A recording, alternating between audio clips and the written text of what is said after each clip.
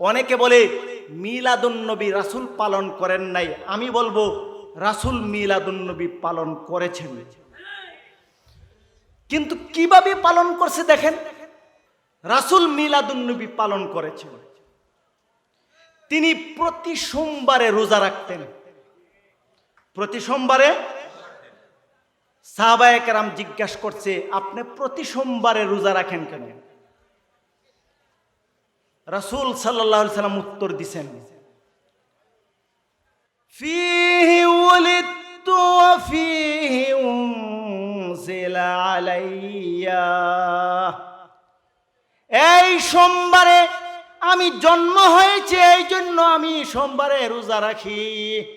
আর এই সোমবারে আমার উপরে আল্লাহর কোরআন নাজিল হয়েছে, এই জন্য আমি সোমবারে রোজা রাখি। রাসূল মিলাদুন্নবী পালন করেছেন জিলাপি খায়া নাকি রোজা রাখা?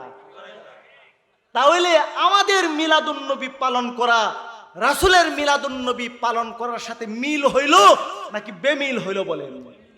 যাদের কাজ রাসূলের সঙ্গে মিলে না, কোরআনের সঙ্গে মিলে না, হাদিসের সঙ্গে মিলে না, তারা সুন্নি তো অনেক পরের কথা, তারা মুসলমানই না, ঠিক না বলেন?